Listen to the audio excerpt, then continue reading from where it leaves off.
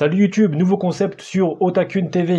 Je te propose un top 5 des 5 meilleurs webtoons pour moi en 5 minutes. Ouais, je dois te les décrire et te dire pourquoi c'est bien en 5 minutes. C'est un nouveau défi. Ok, je vais commencer par une seconde chance. T'inquiète, le titre, tu vas le comprendre très rapidement. En fait, ça parle d'un sapeur-pompier qui peut lire dans le futur en cas de stress. Ouais, c'est cheaté quand t'es pompier. On suit donc Osu tout au long de son apprentissage en tant que sapeur-pompier. Personne n'est au courant de son pouvoir et forcément il veut rester discret. Un grand pouvoir implique de grandes responsabilités, tu connais. Surtout que c'est un bleu donc ça peut s'avérer chaud pour lui. L'intérêt, c'est de le voir gravir des échelons. J'en connais pas 56 000 des webtoons ou des mangas qui parlent de ça, et c'est là le truc intéressant. En plus, les entraînements, les tests et les diverses techniques existent réellement. Je pense qu'en amont, l'auteur a fait de nombreuses recherches pour faire une œuvre crédible. En fait, c'est passionnant à lire, les dessins ont du charme, mais les personnages sont plutôt attachants. On a l'impression d'être avec eux, tout simplement. En bref, j'ai kiffé car je m'attendais pas à une histoire sur des pompiers, et me voilà agréablement surpris.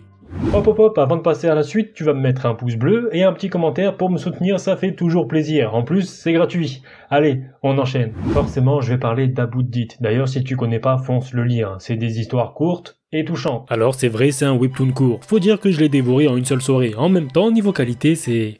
Excellent! En plus d'être bien racontées et prenantes, les histoires ont touché mon cœur. Certaines sont belles et d'autres tristes. On parle de la mort, donc forcément, c'est pas très joyeux. Meurtre, suicide, accident mortel ou naturel, c'est comme dans la vraie vie. Il rencontre l'absolu, ou Dieu si tu préfères, forcément face à la mort, et face aux défunts s'enchaînent des dialogues pour connaître leur vécu. Honnêtement, les messages envoyés par l'auteur sont efficaces, la mort touche tout le monde, c'est un fait, et les histoires sont réalistes. Elles peuvent arriver à n'importe qui, n'importe quand, même toi. About-Dit, c'est un véritable plaisir à lire. C'est émouvant et désolé d'insister, mais réaliste, parce que ça parle à tout le monde, et c'est ça la force du truc. Je trouve qu'il est unique en son genre, et comme t'as remarqué aussi, c'est en noir et blanc, c'est plutôt rare du webtoon et ça donne un certain effet. Je finirai par dire que dans l'ombre de ces histoires se cachent parfois des messages d'espoir. Gailleul, l'héroïne, a trop de défauts. Du moins l'auteur met rarement ses qualités en avant, et c'est assez rare pour le souligner. À l'école ou dans la rue, c'est une meuf totale lambda, ni trop belle, ni trop moche, et scolairement, c'est très moyen. C'est la popularité et les beaux garçons qui l'intéressent au mieux. Une meuf plus ou moins normale, je crois. Tout devient intéressant quand Gailleul voit, sans faire exprès, un accident ou un meurtre, on sait pas trop, dans son bahut. En plus, c'est Han Yo-Yun, le BG trop populaire de l'école, trop parfait, qui commet le soi-disant crime. En échange du secret, Gailleul va en faire son toutou. Et quand t'es en chaleur, je vais pas te faire un dessin, je risque de me faire strike, on n'est pas sur Twitch ici. Bon, en vrai, ça reste soft, mais un poil ou deux malsain. Si je kiffe moi follement, c'est grâce à la protagoniste minable que l'auteur nous a pondu. Ça mérite le coup d'œil, et puis ça change les héroïnes trop parfaites, trop kawaii, et là c'est beaucoup plus réaliste, beaucoup plus sombre, le personnage est dégueulasse.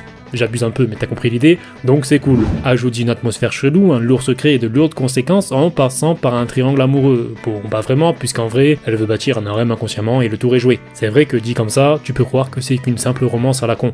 Mais pas du tout, c'est très dark, c'est très obscur et je te conseille de le lire rien que pour ça. On enchaîne avec Héros Fragile. Je sais, je force un peu beaucoup trop avec ce webtoon, mais bon, c'est mon préféré. Que veux-tu ? Je vais pas trop m'éterniser là-dessus, c'est l'histoire de Sion, un étudiant à l'allure fragile dans un lycée de Kaira. Forcément, Sion semble être une cible facile. Crois-moi, quand tu le cherches, eh bien tu le trouves. S'il peut te mettre une chaise dans la gueule, t'inquiète, il s'en privera pas. En vrai, il veut juste étudier au KLM, faut pas le faire chier quoi, mais bon. Mais c'est pas pour autant qu'il n'est pas brutal et rancunier.